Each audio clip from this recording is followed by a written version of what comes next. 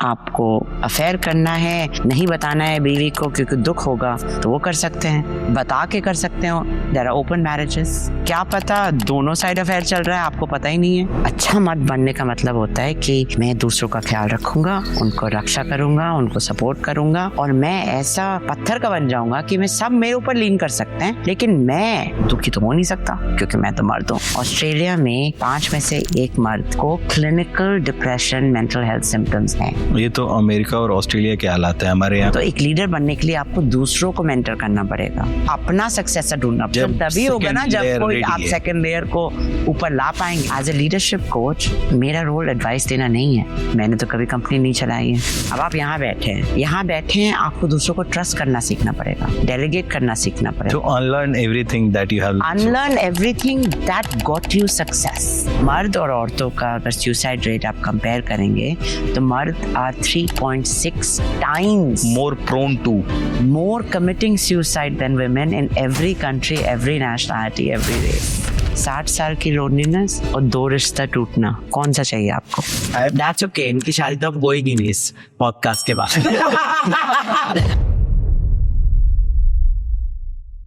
बजरबट्टू दुनिया के podcast limitless में आज की हमारी गेस्ट साइकोलॉजी की प्रोफेसर हैं, कई फॉर्च्यून 500 कंपनीज के सीईओज को कोच कर चुकी हैं और आज एक ऐसे मुद्दे पर बात करने आई हैं जिसकी समाज में बहुत ज़्यादा चर्चा नहीं होती, यानी पुरुषों के लोनलीनेस यानी अकेलेपन के बारे में। हम और भी कई मुद्दों पर बातें करेंगे, लेकिन उससे पहले स्वागत करते हैं डॉक्टर रुचि सिन्हा का। नमस्ते। जब हम सोचते हैं कि फॉर्च्यून 500 कंपनी के सीईओज हैं तो इनकी जिंदगी में भी समस्या है, हमारे लिए वो आइडोल जैसे हैं। बिल्कुल। एक आप ऐसे मजाक में बोल रही हूँ, बट मुझे भी पहले लगा था कि शायद प्रॉब्लम भी उतनी गंभीर होगी जितने इनके पोजीशन है, बट सब इंसान हैं, उनके जो मानसिक स्ट्रगल्स होते हैं और लोगों के साथ जो डील करने में उनको परेशानियां होती है, वो वही परेशानियां होती है जो एक कोई गांव में अगर कोई दुकान चला रहा हो, उसको क्लाइंट सप्लायर। तो किस तरह के प्रॉब्लम्स आपके पास आते हैं, क्या बोलते हैं आपको आके? तो काफ़ी कैटेगरी के प्रॉब्लम्स आते हैं। अक्सर जब आप बहुत सीईओ नहीं तो सी स्वीट से 1-2 नंबर नीचे जब पहुंचने लगते हैं, vice president When you are preparing for that ultimate post, हाँ, तब आपको टेंशन होती है, बिकॉज यू नो कि जितना आप ऊपर जाएंगे उतने कम पोजीशंस बाकी हैं। तो उस टाइम पे फिर क्या होता है कि आपने 15-20 साल काट लिए अपने करियर में, आपको ऑलरेडी बहुत सक्सेस मिल चुकी है, लेकिन वो आप उद्यम उसके ऊपर तक नहीं पहुँचे हैं जो आपका फाइनल पोजीशन है। तो उसमें वो सेल्फ कॉन्फिडेंस पे जो असर होता है कि अगर मैं अगले 4 साल में नहीं पहुँच पाया तो फिर मैं कैसे मुँह दिखाऊंगा, मैं दूसरों को कैसे बताऊंगा कि मैं पहुँचने वाला था बट पहुँच नहीं पाया। तो कुछ तो सेल्फ कॉन्फिडेंस और सेल्फ एस्टीम की इश्यूज होते हैं, इनसिक्योरिटी के इश्यूज होते हैं कि, और उस पोजीशन पे जाके वो इनसिक्योरिटी से, अपनी इनसिक्योरिटी के बारे में ज़्यादा लोग से बात नहीं कर सकते, बिकॉज दूसरों के आंखों के सामने तो वो बहुत सक्सेसफुल है, तो वो किससे जाके बोलेंगे कि हमें अभी भी डर लगता है।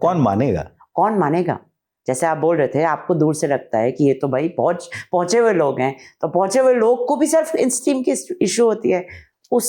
उस टाइप और उस फेज ऑफ लाइफ में हमारे जैसे लीडरशिप कोच होते हैं जो एक कॉन्फिडेंशियल एनवायरनमेंट में उनसे वो सच्ची बात कर सकते हैं जो वो बाकी जगह शेयर नहीं कर सकते। हम आपसे क्लाइंट रिवील करने के लिए नहीं कह रहे, लेकिन उसके बाद भी किस तरह की कहानियां आती है। So do they talk about their personal lifes also, या सिर्फ ऑफिस का सेटअप रहता है? हम कनेक्शन रहता है। फीमेल एग्जीक्यूटिव्स और मेल एग्जीक्यूटिव्स में अलग टेंशन होती है। अक्सर फीमेल एग्जीक्यूटिव्स डुअल करियर होते हैं, तो टेंशन हो जाती है कि हमें जो चाहिए अपने करियर से और हमारे पार्टनर को जो चाहिए उसमें हम कैसे बैलेंस करें। व्हेन यू से डुअल करियर, हाँ, कि घर भी संभालना है और नहीं, जहाँ पे मियाँ बीवी दोनों सीनियर एग्जीक्यूटिव्स हैं, तो घर, उनके पास पैसा तो है कि घर में आप नौकर रख सकते हैं, बेबी सिटर रख सकते हैं, बट फिर भी एक को लंदन में पोस्टिंग मिल गई, एक को न्यूयॉर्क में पोस्टिंग मिल गई, या कोई शहर बदलना पड़ा, या इस टाइप का काम करना पड़ा कि एक पेरेंट को घर में रहना पड़ेगा। सो उस टाइप के स्ट्रगल्स भी होते हैं जो उनके ऑफिस के काम पे भी असर करते हैं। बट अक्सर मैं अगर सोचूं तो ये मैं किस टाइप का लीडर हूँ, किस किस टाइप के लीडर होते हैं? अच्छे होते हैं और बुरे होते हैं उसके अलावा भी जैसे हम सुनते हैं कि कॉर्पोरेट में रूथलेस लीडरशिप होनी चाहिए, हाँ, और आपको पता होना चाहिए कि what is best for the company and you, और उसके हाँ, लिए किसी भी तरह का डिसीजन। सच में ऐसा होता है? ये सब आई वुड से कि ये सब मानते हैं लोग कि ये सब होना चाहिए। इसको करने के लिए उनके पास स्किल, पेशेंस और समय नहीं रहता है। बिकॉज आप अब सोचिए, अगर आप बहुत बड़ा ऑपरेशन मैनेज कर रहे हैं कोई बड़ी कंपनी का, कोक का, पेप्सी का, तो आपके रोज़ के 9-10 घंटा काम में आपको कोई ना कोई रिपोर्ट मीटिंग चलती रहेगी। कोई आएगा, इसमें प्रॉब्लम हो गई, इधर फैक्ट्री बंद हो गई, उधर आग लग गई है, तो आप पूरे टाइम ट्रबल शूट करते रहते हैं। तो आप लीडरशिप कब करते हैं? वो तो आप काम कर रहे हैं ना। तो एक लीडर बनने के लिए आपको दूसरों को मेंटर करना पड़ेगा, अपनी टीम, अपना सक्सेसर ढूंढना पड़ेगा ना। आपका प्रमोशन जब होगा, आपका प्रमोशन तभी होगा ना जब कोई आप सेकंड लेयर को ऊपर ला पाएंगे। जो आप काम अभी संभाल रहे हैं उसके लिए तो किसी को आपको डेवलप करना पड़ेगा। इससे इनसिक्योरिटी और नहीं बढ़ जाती होगी? ये एक टेंशन हमेशा रहती है, क्योंकि आपका बॉस भी आपके साथ वही कर रहा है। तो अगर आप देखिए, अगर 10 डायरेक्टर हैं और सीनियर डायरेक्टर का रोल 4 है, उसके ऊपर एक वाइस प्रेसिडेंट है और फिर शायद आप सीईओ बनने वाले हैं, अलग कंट्रीज़ में अलग अलग होता है, तो आप 8 से 4 जाएंगे, 4 से 2 जाएंगे, 2 से 1 जाएंगे। तो अगर आप लीडरशिप कर रहे हैं तो आप अपने 8 फॉलोअर्स में से किसी को सोचते हैं कि हम इसको अपनी पोजीशन में डालेंगे, दे सकता है। तो एक तो टेंशन होता है वो कि आप जो लीडरशिप दूसरों को मेंटर करके करते हैं। एक होता है कि आप अपने बॉस के फेवरेट फॉलोअर हैं कि नहीं, ठीक है। तो वो टेंशन भी है कि अब हमारे साइड में जो काम कर रहे हैं, हमारे और 4 डायरेक्टर हैं, उसमें से हमें किसको भाव मिल रहा है, यू नो, और हम वो प्रोजेक्ट में काम कर रहे हैं कि नहीं, हमको बॉस के टाइम मिल रहा है कि नहीं। सो एक तो ये सब स्ट्रगल होता है इसमें। दिस इज मोर और less like politics only. It is like politics, and अगर आप it's there in every level. Like हमें at the end of the day हम सब इंसान हैं, हमें compete करना है और हमें कोऑपरेट भी करना है। तो अगर आप सिर्फ compete करेंगे तो आपको कभी वो सीनियरिटी नहीं मिलेगी, क्योंकि इसका मतलब आपके टीम वाले लोग खुश नहीं होंगे, आपसे इंफॉर्मेशन नहीं शेयर करेंगे जो आपके पेयर्स हैं। Beautifully said. हाँ, क्या बोला आपने कि कॉम्पीट भी करना है और कोऑपरेट भी करना है। तो आप ऐसे नहीं, जो रूथलेस वाला है ना आइडिया कि आप बस compete करो, दूसरों को दबाओ, अपना ऊपर जाओ, वो आप कभी ऊपर नहीं जा सकते without cooperation. Because if you are, जैसे कि आप हेड ऑफ फाइनेंस हैं, आपके साथ एक हेड ऑफ ऑपरेशन है, हेड ऑफ एचआर है, तो आप क्या हेड ऑफ एचआर को दबा के तो नहीं जा सकते ना। टैलेंट तो आपको हेड ऑफ एचआर से आएगा। आपने उसको पिस ऑफ कर दिया या उसको नाराज़ कर दिया, तो फिर वो क्या करेंगे, अगली बार आपके टीम मेंबर नहीं मिलेगा अच्छा। फाइनेंस को तो पिस ऑफ कर नहीं सकते, मगर आप में से एक ही आदमी बनेगा सीईओ, तो आपको इधर भी मैनेज करना है, ऊपर भी मैनेज करना है और नीचे भी मैनेज करना है। तो इसके जो सब स्ट्रगल्स होते हैं, ये अक्सर कोई मिलता नहीं है उनको बात करने के लिए, उसको समझने के लिए। और साइकोलॉजी में हमारे पास बहुत साइंस है, एविडेंस है कि आप अलग अलग स्टेज में क्या चीज़ पे फोकस कर सकते हैं। तो जब ये सब हो रहा होता है, जब आप सुनते हो उनके स्ट्रगल की कहानी, जो कि अगर देखा जाए बाहर से तो मोर और less a form of politics is happening there, बिल्कुल, ठीक है, जिसमें उनको परफॉर्म भी करना है, कोलैबोरेट भी करना है, सारी बातें करनी है, लेकिन कर तो गलत ही रहे हैं। इसमें मैं आपसे बिल्कुल डिसएग्री करूंगी।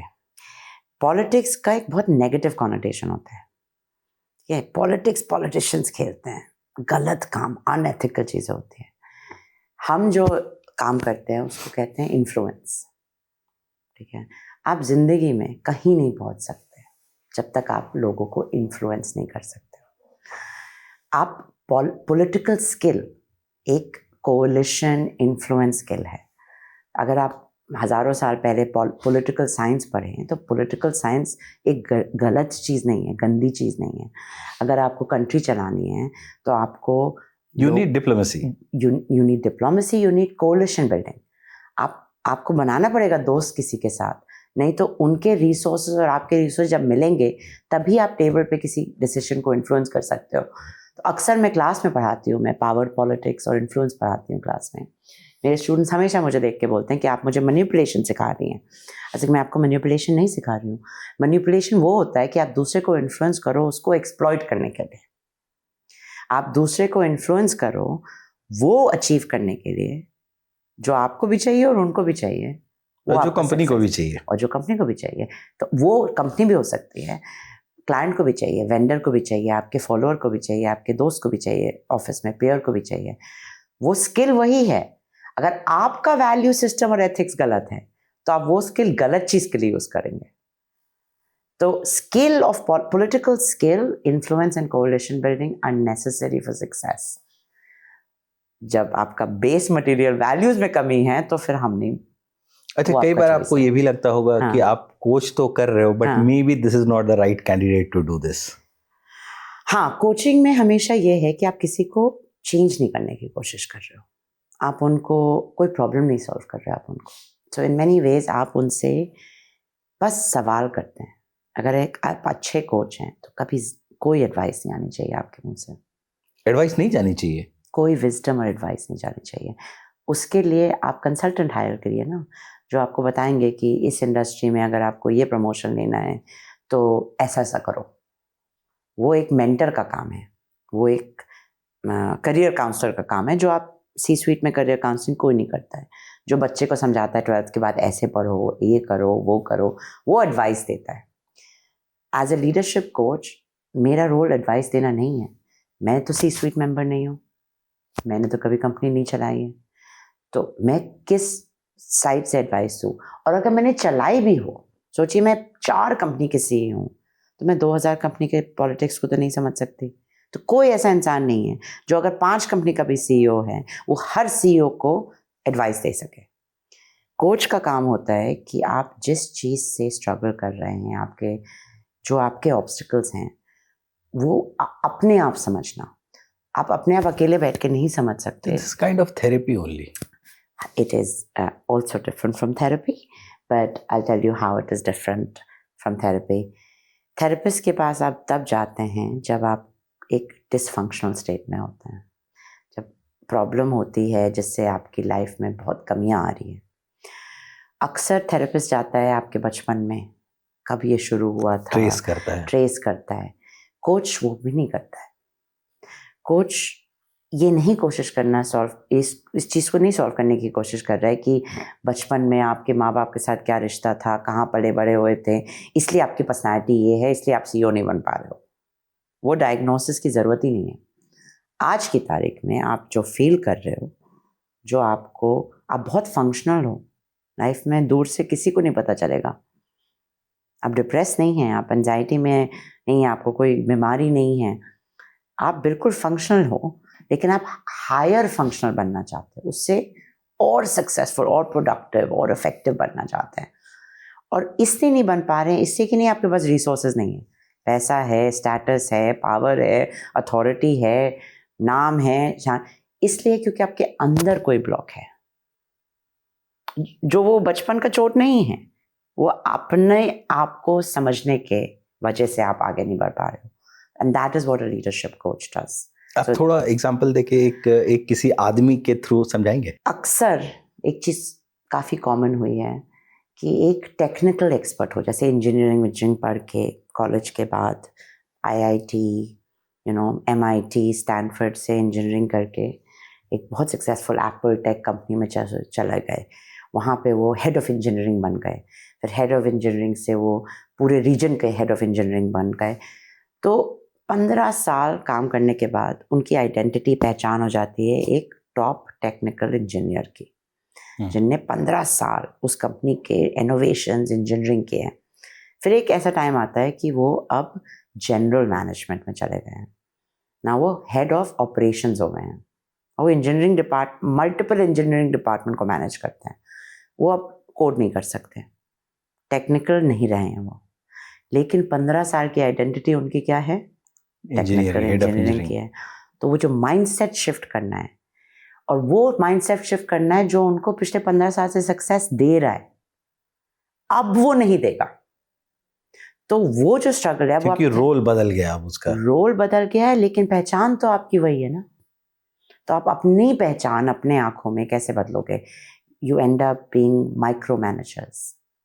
आप हमेशा अपने हाथ पैर प्रोजेक्ट में डाल के करते थे, अब आपके पास कोई चांस नहीं है, क्योंकि आप कौन से कंट्री के प्रोजेक्ट में हाथ डालेंगे? अब आप यहाँ बैठे हैं, आपको दूसरों को ट्रस्ट करना सीखना पड़ेगा, डेलीगेट करना सीखना To पड़ेगा, unlearn everything that you have learned so unlearn far. everything that got you success. That is hard to do on your own. So that is where someone like me can come and उनको, and again मैं उनको ये नहीं बोल सकती कि भैया trust करिए, छोड़ दीजिए। My role as a coach is कि क्या फील करते हैं जब आपको लगता है ये डेलीगेट करते हैं, क्यों नहीं कर पा रहे हैं, आपकी कौन सी वो पहचान है जो आपके ही इंटेंशन गोल को नहीं अचीव करने दे रही है। तो it is like a self reflection, and अक्सर मेरे sessions are 55 minutes once a week, maybe for 10 weeks. When we are talking about such high functioning CXOs, CEOs सब के बारे में, तो क्या सबसे कॉमन प्रॉब्लम निकल के आती है? ये माइक्रो मैनेजमेंट की काफ़ी प्रॉब्लम होती है। They all tend to do that. Need for control, कि आपको कंट्रोल, नीड फॉर कंट्रोल कम करना है और अकाउंटेबिलिटी बढ़ानी है, बिकॉज एंड में तो आप ही अकाउंटेबल रहेंगे। तो उसका जो टेंशन होता है कि मैं कंट्रोल छोड़ के अकाउंटेबल कैसे रहूं, और अगर ज़्यादा कंट्रोल करूंगा तो फिर काम नहीं होगा। Then तो वो आदमी वही करता रह जाएगा। हाँ, वही उसी डिलेमा में आगे पीछे करता रह जाएगा ना। और फिर क्या होगा, जो शॉर्टकट लोग लेते हैं वो कहते हैं कि एक दो अच्छे आदमी रख लो, उनको अपना ए टीम बना लो, सारा काम उनको दे दो, जिनको मैं ट्रस्ट करता हूँ। जिनको मैं नहीं ट्रस्ट करता हूँ उनको छोड़ दो। वो क्या हो जाते हैं, वो कंपनी छोड़ के चले जाते हैं। उनको दिखने लगता है कि बॉस हमें ट्रस्ट नहीं कर रहा है, वो कंपनी छोड़ के जाते हैं, आदमी कम पड़ जाते हैं, काम नहीं खत्म होता है। या जिसको आप ज्यादा ट्रस्ट कर रहे हो, इफ दे आर परफॉर्मिंग, जाता है, या अगर ज्यादा अच्छा परफॉर्म कर रहा है तो आपको रिप्लेस करेगा, वो थक के दूसरी कंपनी में चला जाएगा इतना एक्सपीरियंस लेके। तो ये सब जो टेंशन्स होती हैं, इनको कभी कभी MBA में पढ़ाया गया होता है, बट वो कभी कभी भूल जाते हैं, अक्सर भूल जाते हैं, और अक्सर वो पर्सनली लेने लगते हैं कि मैं क्यों नहीं कर पा रहा हूँ। लग रहा है मुझे कि बहुत आसान है, बट वो वर्कआउट करना किसी एक और इंसान के साथ जो उसके साइकोलॉजी समझे और इसमें एडवाइस नहीं है, इसमें ये है कि अब तक आप कैसे लीड करते आ रहे हैं, आपको उसमें से क्या समझ में आया है और क्या आपको रोक रहा है, उसका सेल्फ अवेयरनेस लाना। एंड ऑफन टाइम्स हम लोग क्या करते हैं कि अकाउंटेबिलिटी बनाते हैं कि अब अगले 2 महीने आप इस चीज़ के बारे में क्या करना चाहते हैं। तो वो जब एक दूसरे इंसान के साथ एक कॉन्ट्रैक्ट हो जाता है, एक वर्बल एग्रीमेंट हो जाता है कि हम अपने ऊपर इस तरीके से काम करना चाहते हैं। अक्सर मेरे क्लाइंट्स फिर 2 महीने का ब्रेक लेके, 3 महीने का ब्रेक लेके फिर 5 हफ्ते का सेशन करते हैं, कि जब कुछ समझते हैं, फिर कुछ ट्राई करते हैं, फिर वापस आते हैं। सो वो ऐसे चलता है। You have been also very vocal about loneliness in men. So वो जब आप इन लोगों को ट्रेन करते हो, it's kind of life coaching only. Corporate coaching है, life coaching है।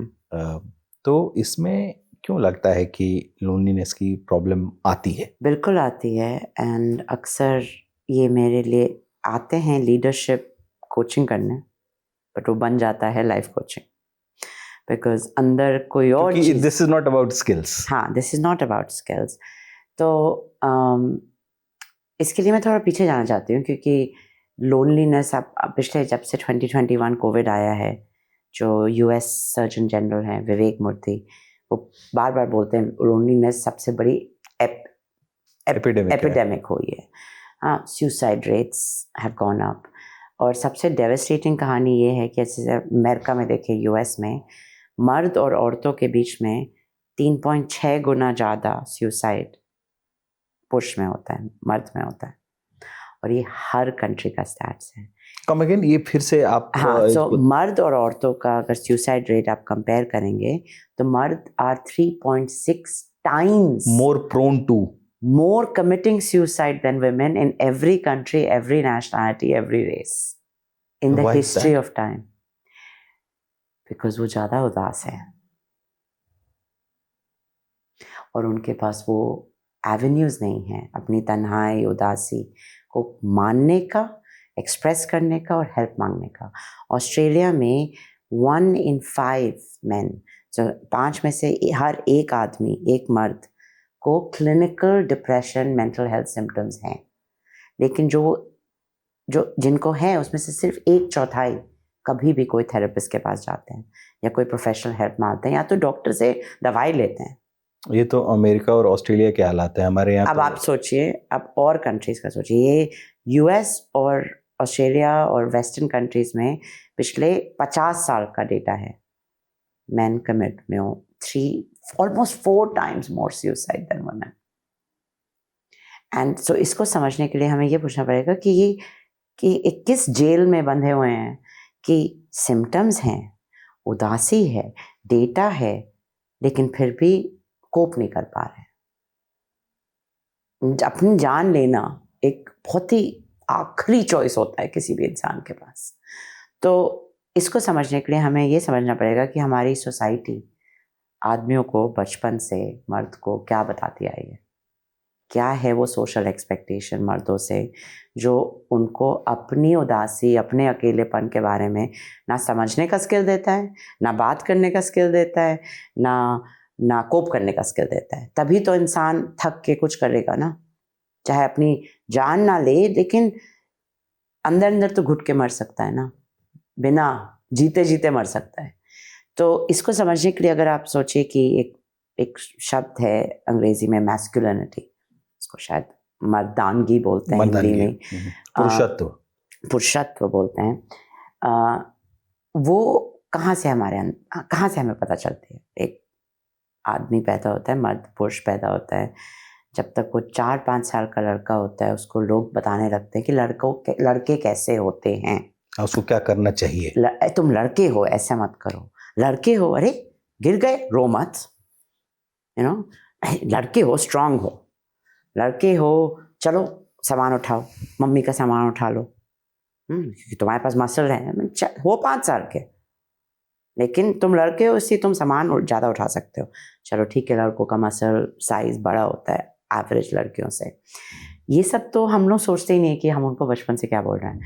14, 15, 16 साल तक आप उनको बता रहे हो कि भाई आपको तो कोई पार्टनर मिलेगा नहीं अगर आपने ज़िंदगी में कमाया नहीं, अगर आप ज़िंदगी में सक्सेसफुल हुए नहीं, घर चलाना है, माँ बाप को देखना है, प्रोटेक्टर बनना है, प्रोवाइडर बनना है, पालनहार बनना है, घर चलवाने वाला, कमाई जो वाला, भी तुम्हारे ऊपर है, सब तुम्हारे ऊपर है। ठीक है, फेल आप कर नहीं सकते हो, बिकॉज अगर आप फेल कर गए तो सारा खानदान बिखर जाएगा। तो ये सब जो अपेक्षाएं, एक्सपेक्टेशंस आप डालते आ रहे हो, और वो पुरुष क्या कर रहा है, वो कह रहा है हाँ मुझे भी यही करना है, मुझे एक अच्छा मर्द बनना है।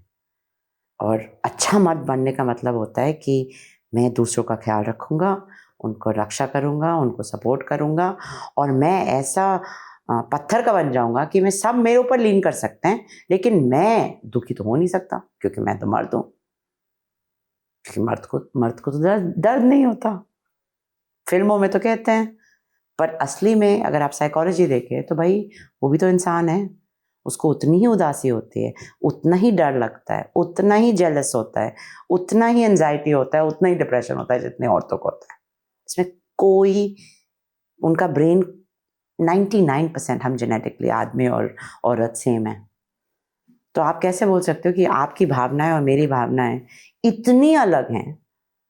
नहीं, भावनाएं हमारे अंदर वही आती है, आपके पास बोलने का ऑप्शन नहीं है।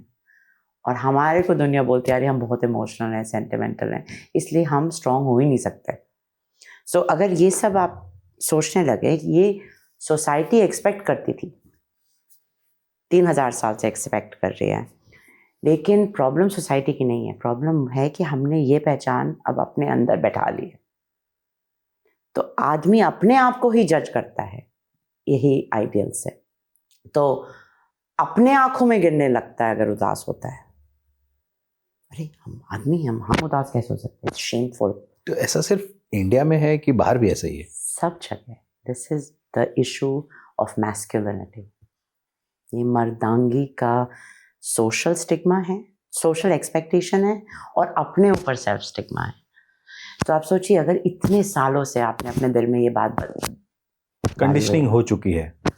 हाँ, कंडीशनिंग हो चुकी है, और ये कहानी अब दूसरी की कहानी नहीं है, ये आपकी अपनी कहानी है।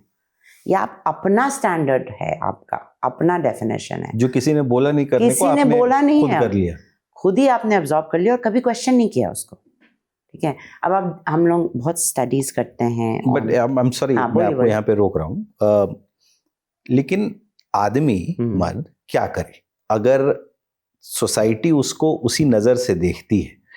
देखिए, ये चेंज होगा ओवरनाइट तो होने वाला है नहीं। It will take years and centuries. अगर होता है तो अभी जो सोसाइटी है उसमें अगर उसको फिट इन होना है, if that person feels the need of respect, he will have to abide by the same rules. ये एक विशिष्ट साइकिल है। आपको अपने आंखों में रिस्पेक्ट चाहिए, आपको दूसरों से रिस्पेक्ट चाहिए। आपने डिसाइड कर लिया रिस्पेक्ट और किसी तरीके से मिलेगी नहीं, तो हर आदमी जब ट्राई नहीं करेगा तो दूसरे को भी देखेगा वो भी नहीं ट्राई कर रहा है, तो ये विशेष साइकिल कभी टूटेगा ही नहीं।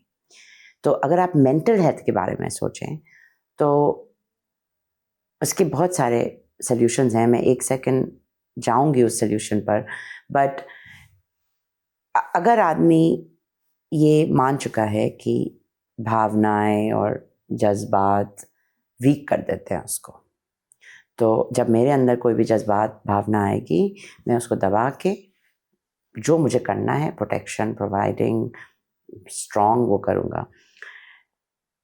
औरतों में क्या है, हम भी काम करते हैं, जो काम करने वाली औरतें हैं, जो घर चलाने वाली हैं, उनके जब भावना आती है वो एक दोस्त को फ़ोन करती हैं, और उस समय जो उनके दिल में आ रहा है वो बात करती हैं, रोती हैं, साथ हंसती हैं, एक दूसरे के दर्द शेयर करती हैं, और वो प्रोसेस करके उस दर्द को एक्सेप्ट करके फिर काम पे लग जाती हैं। आदमी में नोटिस किया है हम लोगों ने सारे रिसर्च में कि जब दोस्त क्या क्रिकेट देखते हैं, चलो आज दारू पीते हैं, चलो आज लेट घूमने चलते हैं, हाँ हु कर लिया, कोई प्रॉब्लम नहीं है, समस्या पे कोई बात नहीं होगी। कौन आदमी आगे होता है मैं अकेला फील कर रहा हूँ, मुझे डर लग रहा है, मुझे लग रहा है मेरी नौकरी चली जाएगी। ये कौन, बाहर बार में भी जाओ, पियो भी, घूमो भी, पिक्चर भी देखो, लेकिन वो कौन 10 मिनट आप अपने दोस्त से बात कर रहे हो खुल के, उस समय तो कोई जजमेंट नहीं है, आपका सबसे अच्छा दोस्त है। आप अपने बीवी से बात नहीं कर रहे हो, क्यों? अरे भाई हम तो स्ट्रांग आदमी हैं, हम तो प्रोवाइडर हैं, उसके सामने हम कैसे वीकनेस दिखाएं? बट बीवी भी तो उसी सोसाइटी का पार्ट है, वो भी तो जज करेगी। वो भी तो जज करेगी। तो हम कह रहे हैं ना कि अगर आप लोग जेल में बंद हैं, इसलिए वो उदासी कैसे निकलती है? Binge watching, 2 hours of Instagram scrolling, Netflix watching, over working, 10-10 11 बजे तक ऑफिस में रहना, जाके दोस्तों के साथ दारू पीना, एक्सेस करना, गुस्सा होना, रोड रेज पे निकालना, बच्चे पे चिल्लाना, अफेयर करना। नंबर 1 बीवी जज करेगी, माँ बाप जज करेंगे, दोस्त जज करेंगे, कोई और इंसान मिल जाए जो मुझे 2 महीने के लिए मुझे अपने जैसा जो हूँ उससे देख ले, इनफिडेलिटी का कॉज है मेल लोनलीनेस। सो फर्स्ट, अगर आदमी ये मान ले कि उसके पास अपने बनाए हुए जेल हैं, दूसरे के बनाए हुए जेल हैं, और थोड़ा हिम्मत करना पड़ेगा वल्नरेबल होने का, क्योंकि और भी आदमी हैं आप जैसे लोग, आपके चारों तरफ वही आदमी है जो आप फील कर रहे हैं। कोई नहीं कोशिश कर रहा है एक दूसरे से बात करने का, सबका डर वही है, लेकिन सबकी प्रॉब्लम भी वही है। So I am not saying कि आप सोसाइटी बदल लोगे, लेकिन अगर आप 50 साल के हैं और आप 25 साल से लेकर 50 साल की उम्र तक 25 साल से अपने भावनाओं को दबा रहे हैं, उनको पहचानना भूल गए हैं, उनका नाम ही नहीं पता कि आप शेम फील कर रहे हैं, गिल्ट फील कर रहे हैं, दुखी हैं, गुस्सा हैं, जेलस हैं, बस अच्छा नहीं लग रहा है, स्ट्रेस्ड हैं, चलो जाके ड्राइव पे चले जाते हैं या पिक्चर देख लेते हैं। तो भाई वो कहीं जाएगा तो है नहीं ना। तो अब आप 25 साल से आपके पास स्किल नहीं डेवलप की, दोस्ती नहीं डेवलप की, वल्नरेबिलिटी नहीं दिखाया, तो फिर अब कैसे करेंगे फिर 50 साल की उम्र में? तो मैं ये नहीं बोल रही हूँ कि गलत है कि आपने मिस्टेक कर दिया है, बट आप ये सोचो कि ये सबका हाल है ये। ठीक है। तो ये जो कॉर्पोरेट लीडर्स हैं, हाँ, वो भी यही सब फील करते हैं? कॉर्पोरेट लीडर्स जो हैं वो आके मुझे डायरेक्टली ये नहीं बताते कि उनको तन्हाई हो रही है। वो अक्सर ये बोलेंगे कि हम और किससे बात करें, कुछ कुछ चीज़ें हो रही हैं, मुझे डर लग रहा है। ये सब वो एक कॉन्फिडेंशियल रिलेशनशिप में निकलता है और वो एक कोच के साथ निकल रहा है जो उस समय उनको जज नहीं कर पा रहा है। उसके लिए आपको थेरेपी नहीं चाहिए, कोई डिजीज़ नहीं है लोनलीनेस कि आप थेरेपिस्ट के यहाँ जाए दवाई खा के। कोई ऐसी दवाई नहीं बनी जिससे आपका अकेलापन ख़त्म हो सकता है। आपको डिप्रेशन है तो दवाई लेनी चाहिए, अगर क्लिनिकल डिप्रेशन है उसमें कोई प्रॉब्लम नहीं है। अकेलेपन की कोई दवाई नहीं है। अकेलेपन की दवाई एक ही है, जो आप जज्बात फील करते हैं उसको समझें, एक्नॉलेज करें, प्रोसेस करें और बात करें। बट मेरे आसपास वैसे लोग भी तो होने चाहिए। ये ढूंढेगा कौन? आ तो नहीं जाएंगे, आपको वल्नरेबिलिटी दिखानी पड़ेगी ना। बट ढूंढने से सही चांसेस तो कम ही है ना कि सही आदमी मिले। चांसेस तो ज़ीरो है आपके पास अभी। अगर ढूंढेंगे तो शायद 2% चांस बढ़ जाएगी। ढूंढना अक्सर आप वेट करते हैं कि दूसरा पहले वल्नरेबिलिटी दिखाए, वो मुझे प्रूव करे कि वो उस टाइप का दोस्त है, तब मैं खुलूँगा। और ये हम लोगों ने ट्रस्ट में, साइंस में रिसर्च किया है कि दूसरा आदमी ट्रस्ट उसको करता है जब आप दूसरे को ट्रस्ट देते हो पहले। उसके लिए आपको रिस्क लेना पड़ेगा। अगर आप खुलोगे तो चांस है कि दूसरा आदमी आपको नाम वाम लेके, गंदे नाम लेके बोलेगा अरे किस टाइप का आदमी है यार, देखो बेकार में मूड खराब कर दिया है। वो तो चांस वैसे भी है, लेकिन उसी में चांस है कि वो कहेगा भाई इसकी जो फील कर रहा है वो मैं भी फील कर रहा हूँ, और इसने हिम्मत की है मुझसे वो बात बोलने की जो मैं 50 साल किसी से नहीं बोल पाया। तो द रियलिटी इज कि सब रुके हुए हैं कि कोई और बोले। एक सिनेरियो मेरे दिमाग में आ रहा है कि suppose it is about sexuality. Yes. कोई बहुत सालों से कभी किसी से शेयर नहीं किया, बस इट इज अपने पर रखा और शेयर कर लिया किसी से, and it's not the right person, तो उसके कॉन्सिक्वेंसेस भी तो हैं। दुखी होना, परिवार में झगड़ा हो जाना, ये सब तो फिर भी मैनेजेबल है। तो जैसे आप बोल रहे हैं, एक सेक्सुअलिटी अगर आप एक शादी के अंदर देख रहे हैं या एक रिश्ते में मियाँ बीवी में देख रहे हैं, तो अक्सर जहाँ तक मैं जानती हूँ फ्रॉम रिसर्च, हर कल्चर में अलग ओपननेस होती है। कहीं कुछ रिश्ते वेस्टर्न साइड में बहुत ओपनली बात कर सकते हैं कि आपकी क्या नीड्स हैं, क्या आपके इंटरेस्ट हैं, क्या पसंद है नहीं पसंद है। कुछ में आप ये ट्राई करते हैं नॉन वर्बली, बिना बोले बिना बात एडजस्ट हो जाए, एडजस्ट हो जाता है।